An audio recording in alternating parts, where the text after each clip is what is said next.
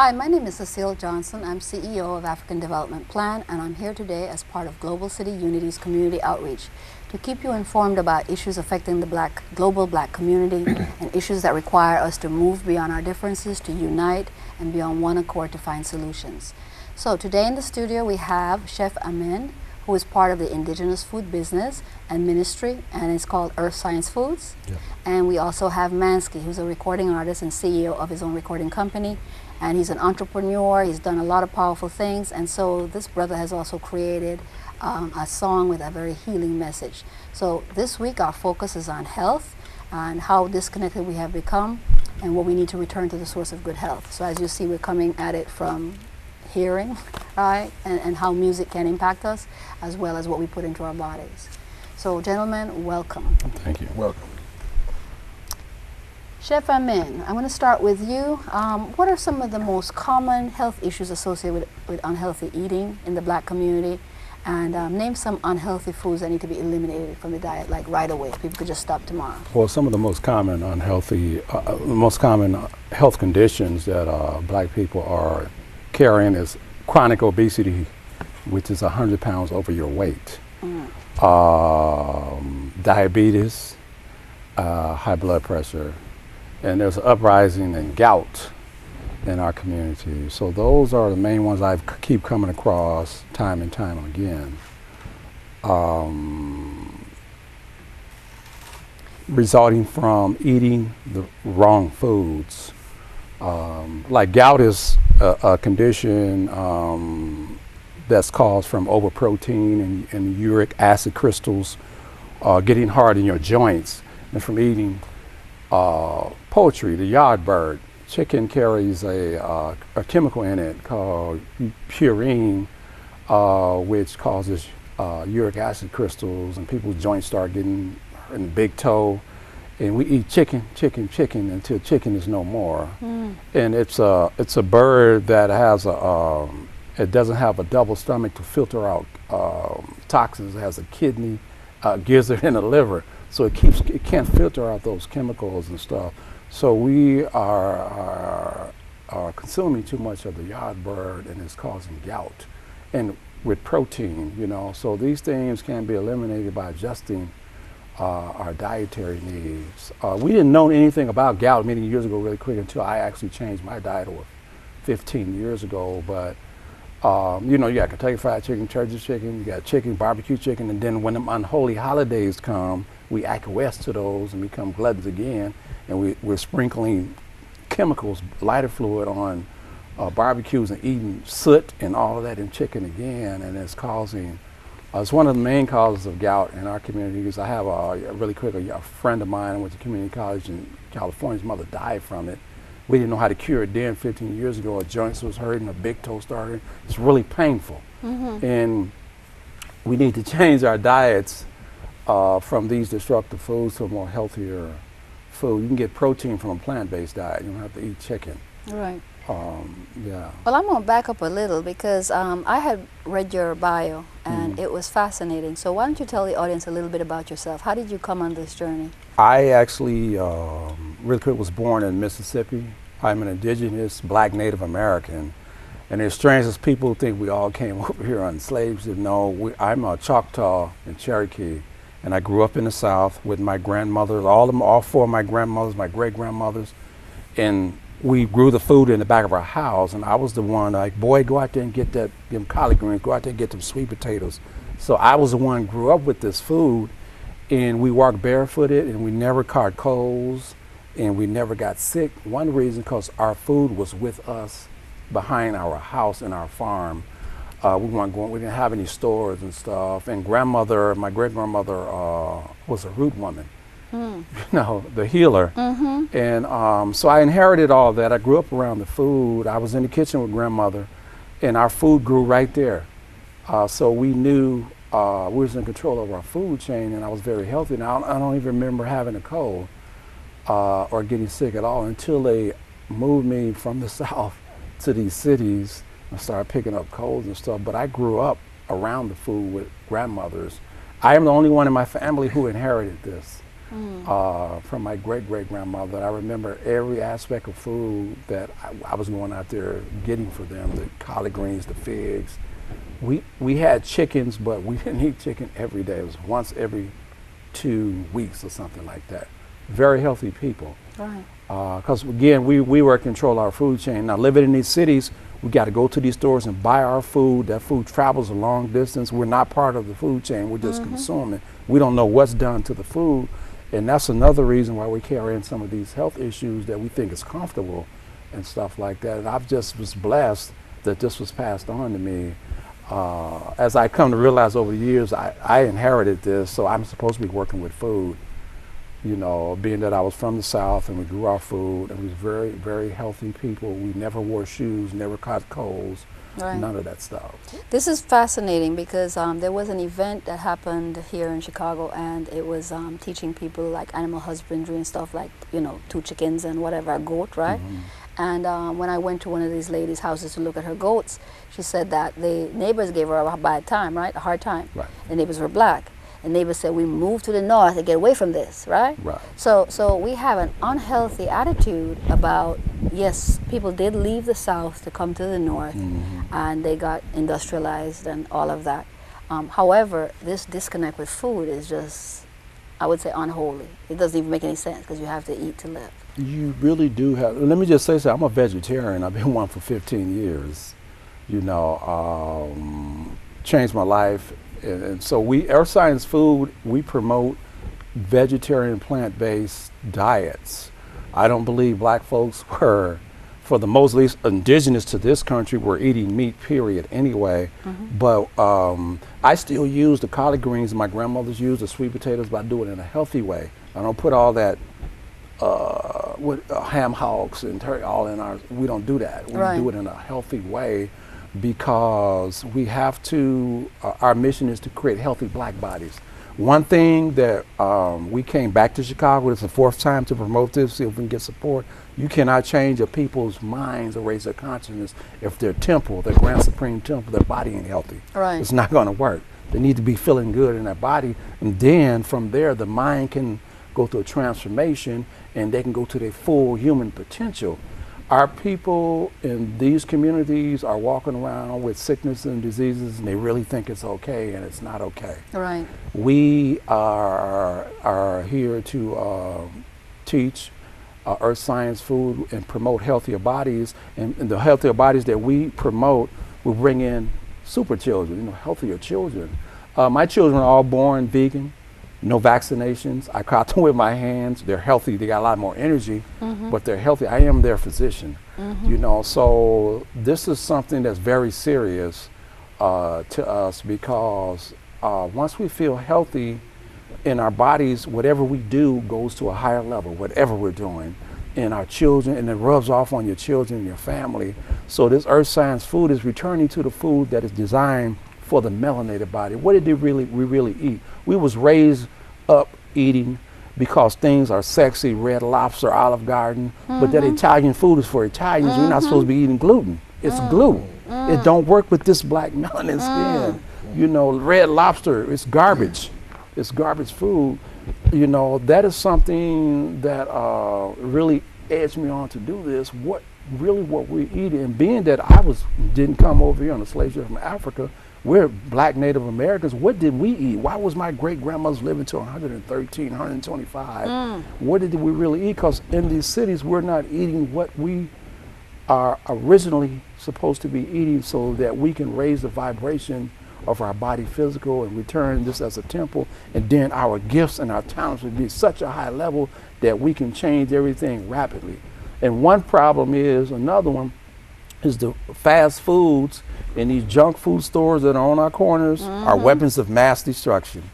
Because even where I live, I just came here again on Wilcox, they got whatever these stores are with the bulletproof glasses, but they're still selling that garbage to our people. And so we would like to see an Earth Science healthy food store in place of these. We always get the Chinese setting up in our communities and all of these stores selling that sugar, which is one of the 3 whites, the sugars, you know, which burns off your nerve endings. We got alternatives, you know, so we show our people destructive kitchen makeovers we do, we teach you alternatives. Well, put that sugar down, because the pure cane sugar is part of a lot of mental illness. There's alternatives, like we eat nectar from the agave nectar from the cactus. We try to not be too hard on our children, make healthier sweets. We use agave nectar from the cactus, not the sugar. Even and another one of the 3 whites, while I'm on it, the little Morton salt box with the little white girl with the umbrella is processed salt. High blood pressure in our communities, that's one of the lead. Put that down, but we eat pink sea salt, so we know how to replace all of this stuff. And that saying, our people suffer for lack of knowledge, and I really feel that we need to shift these diets, eating food to die, eating food to live. And when you do that and it spreads, everything that we do will be such a high potential vibration that we will shift a lot of stuff. Because even the leaders, they can try to lead the people, but if the body don't feel good, it's unhealthy. And even the leaders themselves are unhealthy, trying to lead our people, carrying these common sickness and diseases. It's not going to work. We need to all get healthy first, so we can just with our vibration, or do less talking, or put, more positive music on a healthy diets and raise that vibration. Then we won't be able to. We don't have to go marching around and doing all of this stuff no more. We will return back to the source, to who we were, and again become the royal family of supreme health. Because now we know this temple is together, and these external forces, the TV, go by Jack in the Box come on 21 times a day, and it's not even meat, but McDonald's served over millions. Right. All of this stuff is designed to, first of all, to keep us on a lower vibration, and also to not connect with our melanin. Right. All of this disastrous, dysfunctional, poison foods, and then we feed that. And one thing we want to do is get this promoted, and so grown-ups can stop feeding their children that garbage. Right. I saw a young sister in California feeding a baby Coca-Cola through the bottle. Well, they use Coca-Cola for rhyme and limestone and rust out the toilet. This ignorance, means ignoring the facts that are right in front of you. So, then that baby will carry it on, if it lives, to that generation. So this is something overlooked. We really don't think we should be. We're okay health-wise. And I can look at people and tell what they're carrying. Like for me, I'm blessed because I stopped a generation of destructive foods. I'm the only one in my family. Unfortunately, some of my family is dying. And, for the messenger of the earth science food minister, the village doctor, the hardest people to heal is your own family. Yes, it is. So I have to watch that. But then again, I brought forth new children, a new type of healthy babies that are vegan. My babies learning, they're young girls, 2 years old, 8, know how to prepare foods already and everything. So and I'm blessed, I'm gonna be walking with them in health. Right. Because I ain't going nowhere. Right. So again, I'm here for the 4th time, try to promote this demonstration and motivational speaking. We got a big taste test and we're trying to promote in August. That I'm gonna do it right in front of everybody. And we're going to go into a family that I'm collaborating with called Earth's Healing Cafe, and just show our people the secret behind this food, because 67% of the food chain has now been compromised. We're eating GMO foods and hybrid foods because the mad scientist is playing with the foods, because we ain't growing our own foods. Yeah, you're right on target, because I have a friend who spent a lot of time in Europe. And he talks about their standards versus ours, right? Yeah. And we are really overrun with the GMO. You said a number of little things I just wanted to pick up on. You said you're Choctaw and Cherokee, and you're indigenous, right? Yeah. And it's important for those watching to understand that we were here before the slave ships, right? And our people, so this issue of us here is not just as black people who came as enslaved people the last 500 years, but that we were here because our ancestors were touring the world a long time ago. So what you're seeing in front of you is a black man, right? And he's Choctaw and Cherokee, and that's what the Choctaws and the Cherokees look like. So that was critical. You also mentioned that your grandmother, your great grandmother, lived to 113, 125 years. Miss Anna Douglas. Yes. Yeah, my nanas. I love my grandmothers. Now today in our community here in Chicago, when you look at life expectancy for men and women, right? It's there's a gap already between black and white, and then in Chicago it's like a 14-year gap between income levels, right, and color. Okay, 14 years, and people are dying in their 50s. Grandma lived to 113, 125. My grandfather died at 103. My grandmother was 99. They were farmers too. You see what I'm saying? So they grew what they ate. So there is something that he's saying that's very important, because we have this misnomer that diabetes is a normal thing. In our community, that's all you see springing up now, diabetes clinics, right? And we think that when you're 54 and 55 and you're walking and hobbling, that's normal. I'm in my 50s, okay? I'm just trying to tell you. And I intend to live as long as my grandfather, right? And it is what you eat.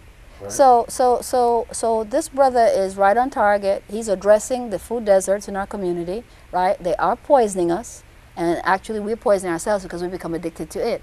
But he didn't say you could stop taking the salt, because I talked to one of my friends and he was like, no, salt is good. But he said, what type of salt? All right, so you're gonna get the sea salt. And he's not telling you to throw out everything. He's talking about moderation and where you're getting it from. Right? We have Pembroke, which is just on the road, maybe an hour, which is a black farming community. We need to support Pembroke so that the black farmers can maximize their land and be creating whatever it is we need. Plus we need to tie into our food chain all the way down to Mississippi. So everything that he is saying, as we do our research and gather on what's happening with us, this brother is right on target. Right?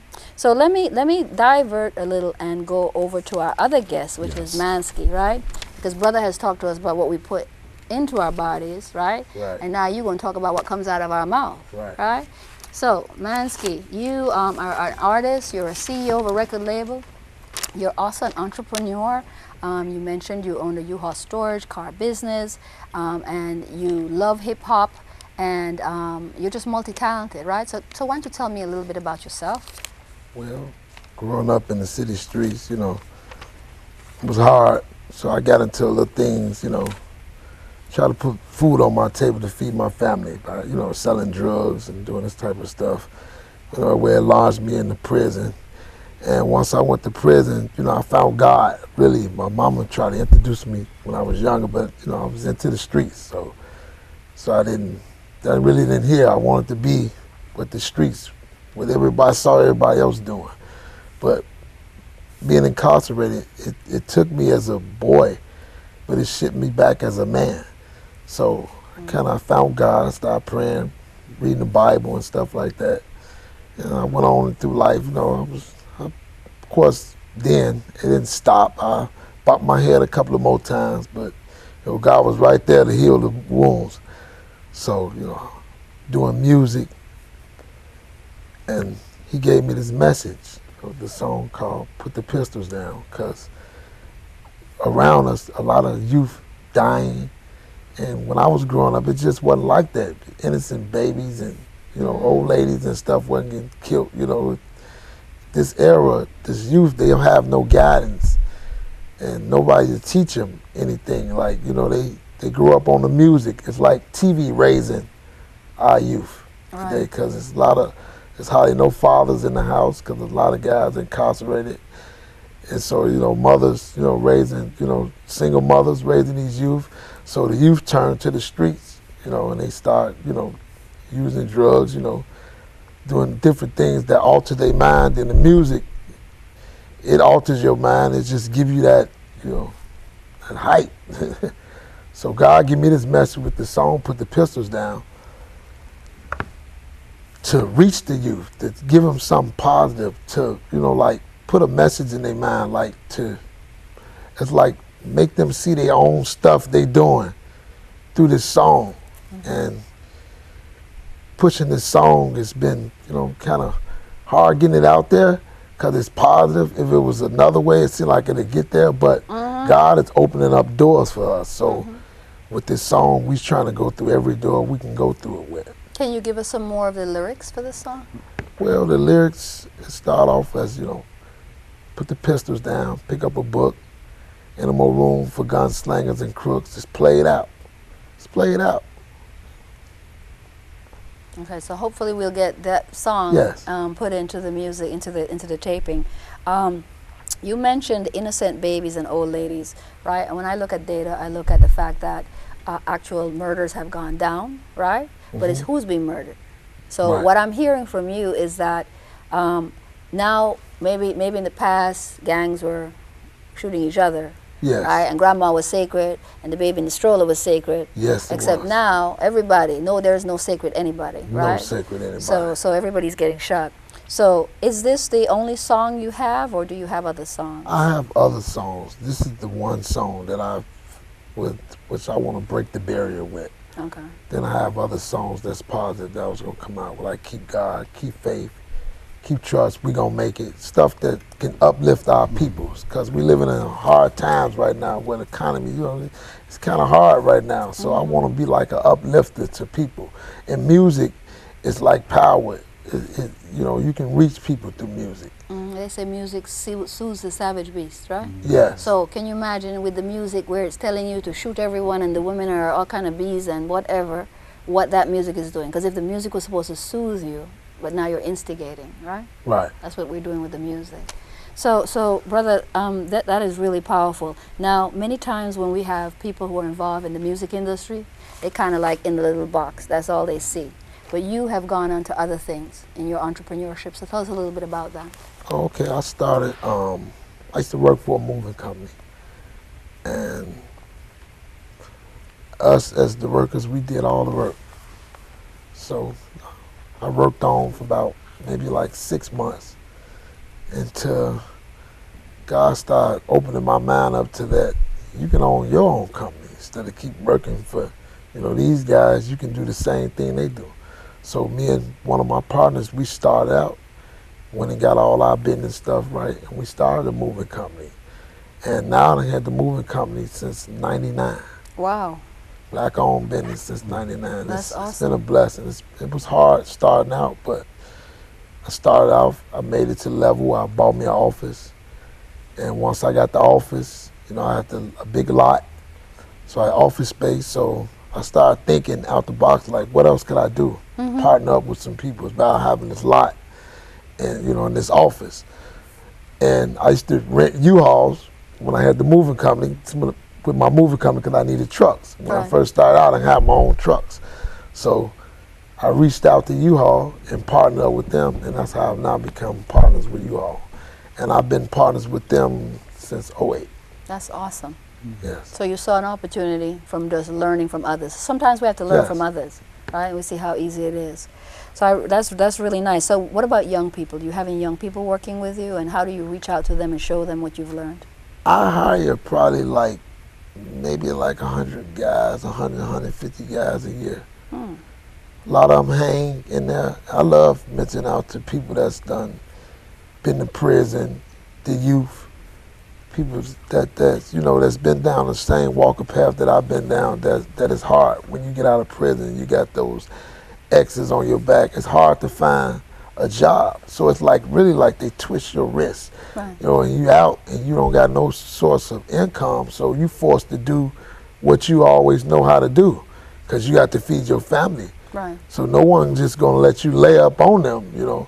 But God showed me that as long as you keep faith and keep your best foot forth, you don't have to do those things.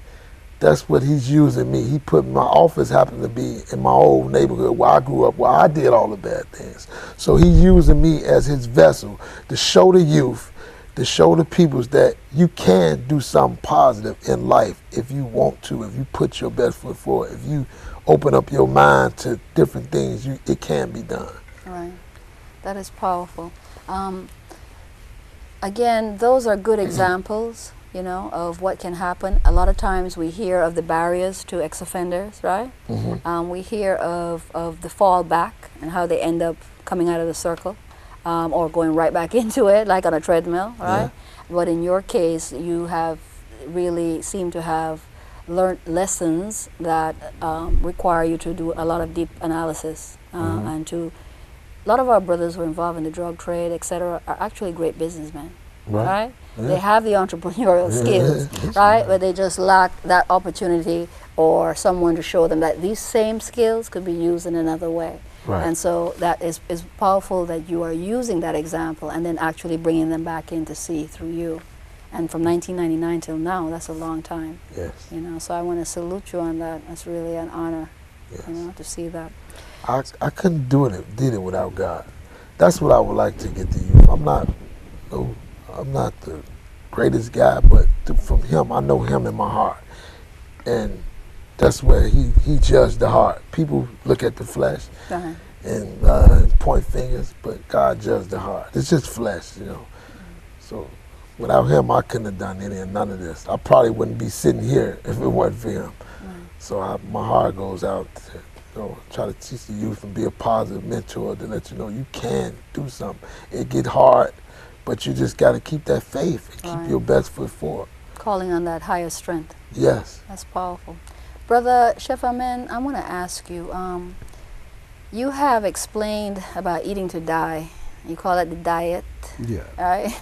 And consuming the wrong foods over a daily basis.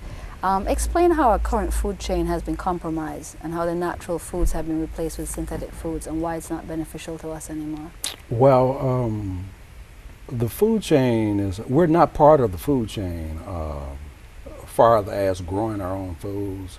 We're just now starting to, I see here urban gardens and things like that. And actually that lady down in Pembroke, Basu Family Farm, may be kin to us and stuff. So I went down there. See, our whole thing is, first of all, we're the world's greatest consumers of. We like to eat. Yes, you we know, do. it's a fetish for us. We're not part of the food chain, and we don't see what's being done to the food. We are most likely in these communities are going to shopping at the markets, the stores. Well, that food has to travel to get to us. And as of 5 to 7 years ago, they started patenting seeds and creating genetically modified foods. You know, again, which they call Franken foods because they're cross-gening the foods, fish genes and tomatoes and animal genes and rice and all of this mad scientist foods. And half of the foods you buy in the store that we do don't have seeds in it, and that alone. So if it's a hybrid food, it don't even produce seeds. So how do you think more food are growing? So most of this food is laboratory, factory foods. The food don't have seeds, and they're cross. The more you cross foods together, the weaker the healing properties. So a plum becomes a plumquat. You know, it's mixed with a plum or something else, and it loses its healing properties. Well, that food ends up in our communities, in these stores. If you consume genetically modified foods, it attaches to your DNA. And for us, because of this melanin in our body, melanin does not discriminate. Anything it pulls in, it adapts itself.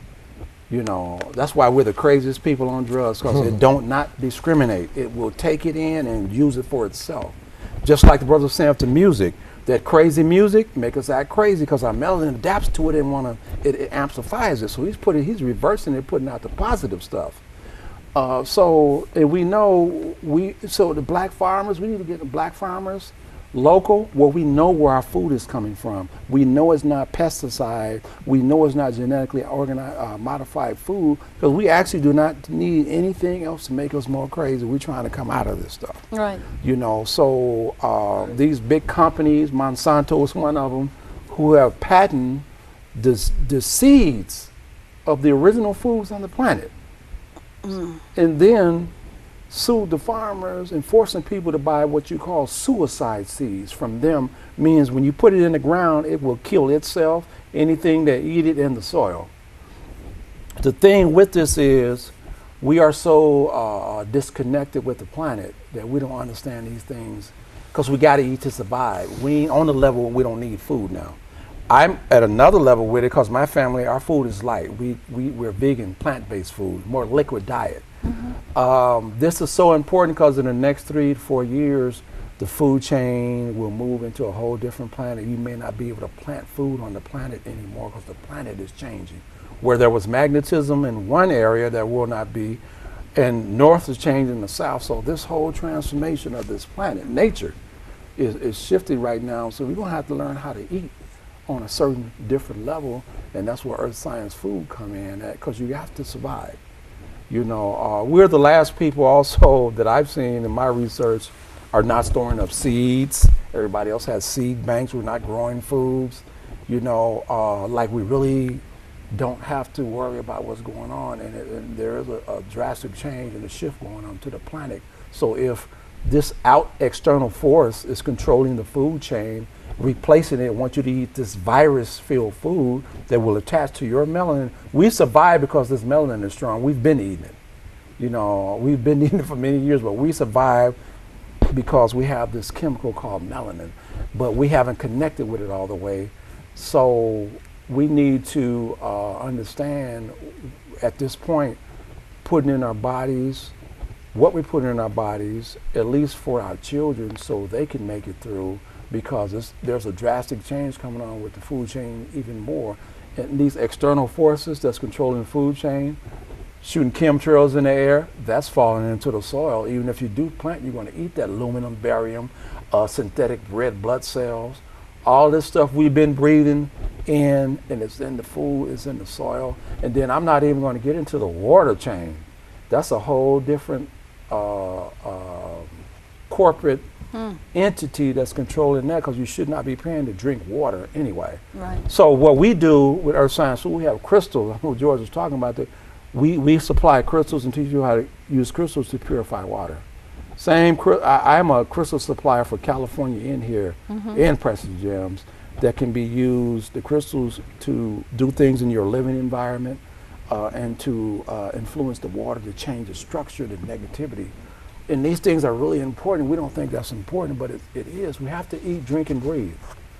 And if someone was to do that kind of thing, right? Change their life, how expensive is it for them to do that?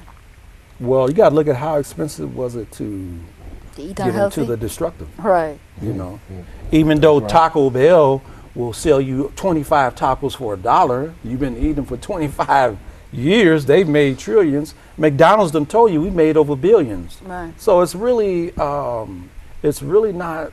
What's more important, if their intention is there, we have a big heart. I'll give. You know, and this is a university, Earth Science University. Then we could take you to the immortality foods. Europeans say longevity, but we don't use their stuff. Immortality foods, because we carry some of the greatest detox formulas and minerals that's been on this planet for thousands of years that you can't buy in any stores or anywhere. So we do the Earth Science Food Coach, and it's really not expensive. Remember, I'm an indigenous sovereign person. I rely on this gift that was given to me to support me and my family, because we don't want nothing from the European. We're self-sufficient. So I have to travel. That's why if it's not going to go off in Chicago, I'm going to head back to California. Right. And stuck. That's how I support myself. You know, even though we created this for the black communities, you know, some of our messages tend to leave the community a lot. I've always been the one like, well, I want to I grew up in Chicago, by the way. I left here 35 years ago. This is like a homecoming in, you know, but I also, I don't have any tolerance for just not sticking around. You need to do what you want to do. So there's no middle ground with this program. Either you want to live or you want to die. Right. You know, if you go out the door backwards, you know, eating the destructive foods and not change their life, that's what you want to do.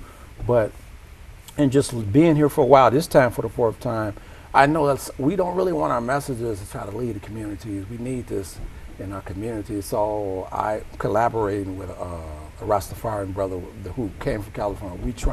We really want to put an Earth Science Food Coach University program together, because we can cure all those things, those common sickness that people think are really good to walk around with and stuff. So well, you talked about immortality food. What would some of those things be? Well, we move the being, the individual, first we do like an internal makeover, what type of foods that people are eating.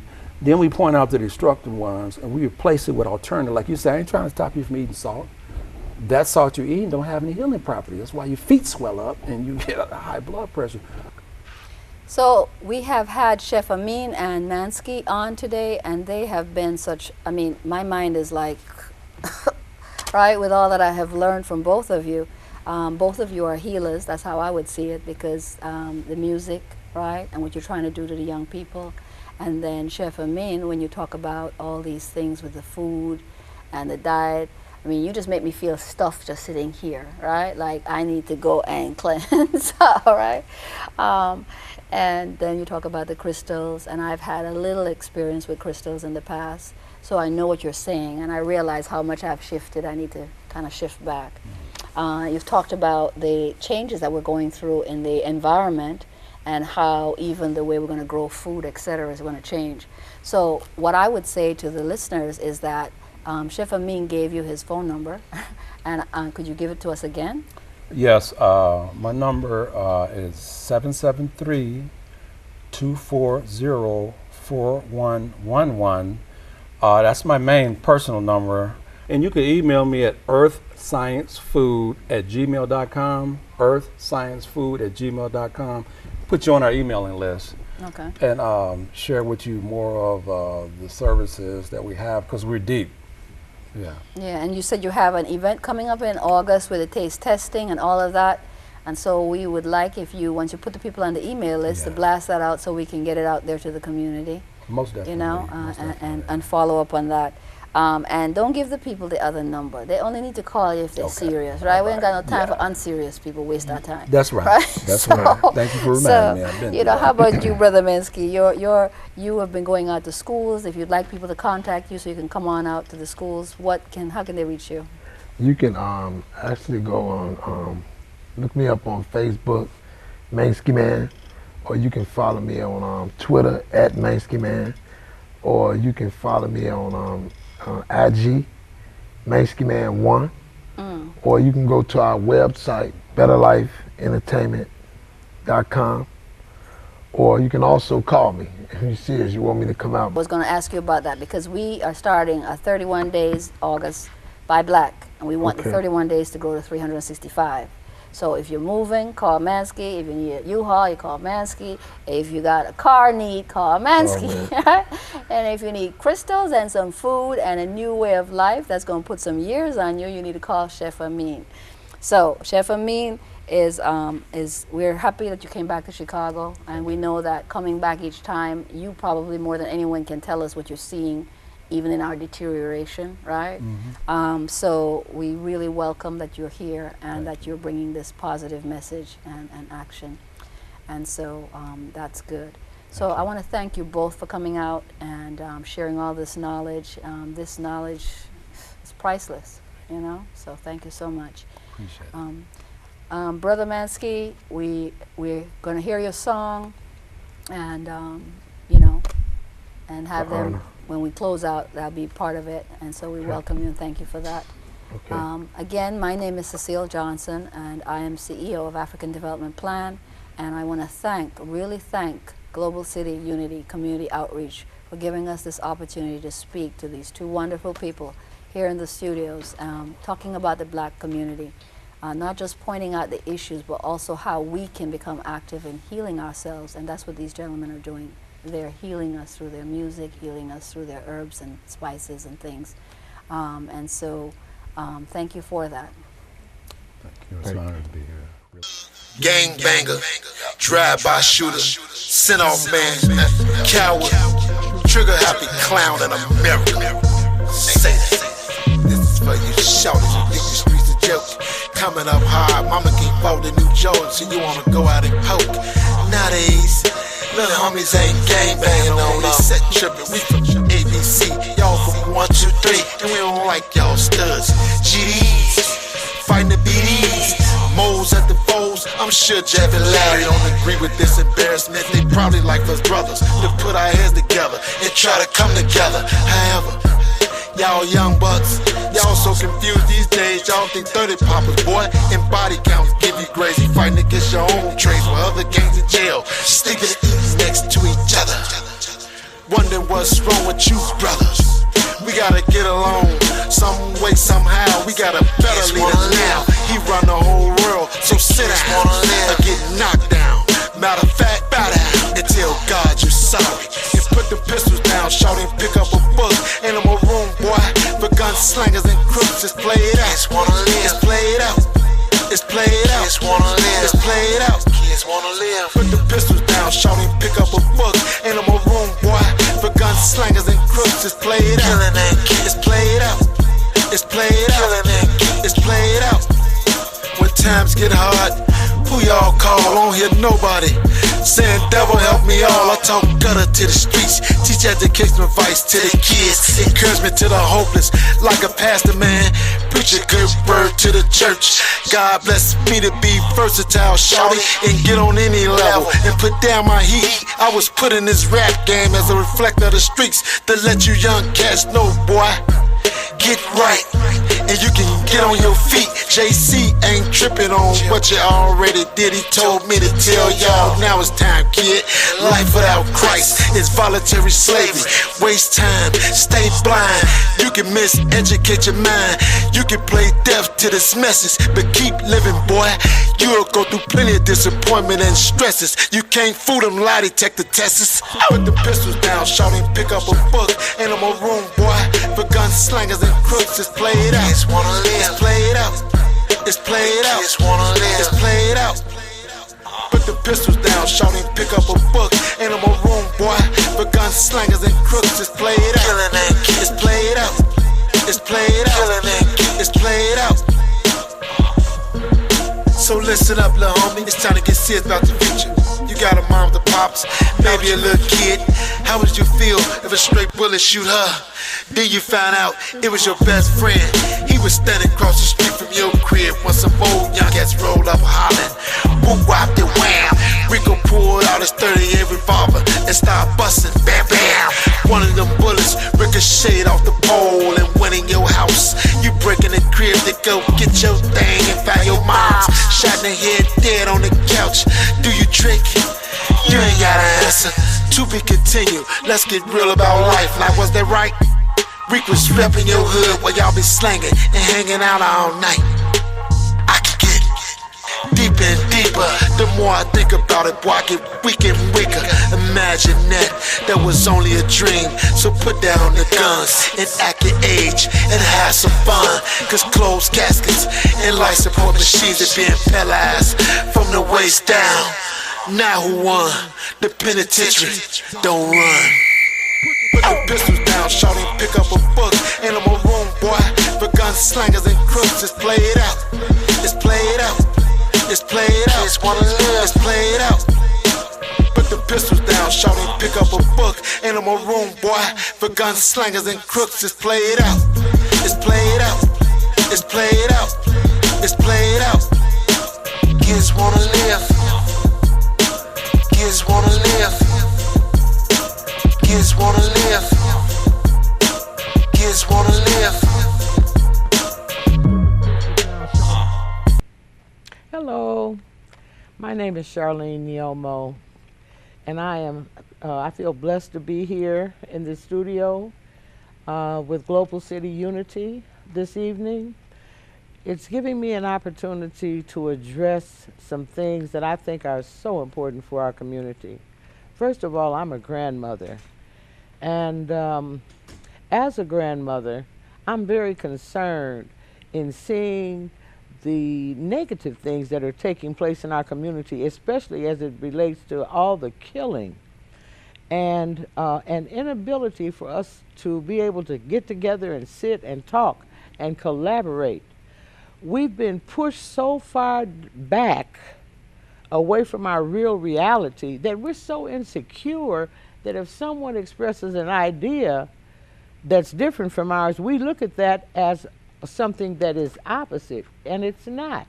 It is an addition to what we're thinking. Our culture has to do with collaboration, with everybody working together to problem solve. not in competition with one another. I think a lot of the violence that's in our communities today comes about as a lack of love and a lack of God. And I say a lack of love because as a woman, I'm proud of who I am as a woman. And I feel that one of the things, God gave me love to bring to the table. And I feel that a lot of us women have gotten so caught up in the status quo. There was an old saying when I was a young woman that the players used to say. They said the game is out there for everybody. It's who goes for it. And it seems as though everybody is going for it because you don't even hear. I grew up with love songs. I don't know what's going on today. It seems to be something against women that's written into a lot of these modern records that a lot of the young people are dancing to, and I don't think that's positive. Nothing is positive when you and your mate are arguing. The whole thing about love in our community, that starts in the home. So if there's a war going on between the parents, then the kids are suffering. We, especially us women, we have gotten too caught up in what I consider the man's thing, which they're better at war than we are. But we can be real good at war too. But let's be good at love. Let's be good at focusing on our children because God gave woman the responsibility of carrying the seed. In my grandmother's day, my grandmother had 13 children, but she knew if little Johnny down the street wasn't being treated right. She would find a way to bring some love in little Johnny's life. Johnny, do you like apple pie? And she said, will you come over tomorrow? I'm going to make you an apple pie. She never talked against his parents because she knew sister so-and-so and brother so-and-so, they were going through something. That was the village. Once the village sort of moved away, those kinds of children began to fall through the cracks. And that is what is happening in our communities today. It's hard to even have a conversation because if one person expresses an idea and it's a good idea, the other person with the good idea thinks that you're trying to push their idea away. Who heard of such stuff? That is not who we are. There was a man that I saw recently on within this forum who was talking about restorative justice. Well, before we left Africa, in the village situation, at least once a month for 3 or 4 days, time would be set aside so all of the disputes that were going on within the village could be solved because the people that understood what it took to make things work, they knew that the village could not survive if everybody was arguing. So it was important that every month a certain number of days was set to the side to work people's problems out. That's what restorative justice is. It was practiced all over Africa. So we've got to reconnect with who we are. Now, when I hear people talking about what our test scores are, that makes me so angry. Those pyramids were already built by 5000 BC, and it took a knowledge of astronomy, astrology, geometry, and all that to do that. And now we can't learn? We are living out someone else's idea of who we are. And we've got to accept that God didn't make a mistake in this. I'm not ashamed of who I am as a woman of color. I wouldn't change, even though my life isn't perfect. I don't find it necessary to want to be somebody other than me. And that's the bottom line. And that's the way I want other people in our community to feel. But it's so bad that people of color don't want to listen to someone who looks like them. And until that happens, until we can learn to love each other again, then that economic stuff, it's not going to take place because ain't nobody going to buy nothing from nobody who looks like them. So I feel that a lot of this has to do with initially the bottom line is the breakdown, not in the family, it starts with the man and the woman. It starts with God having given woman the responsibility to carry the seed.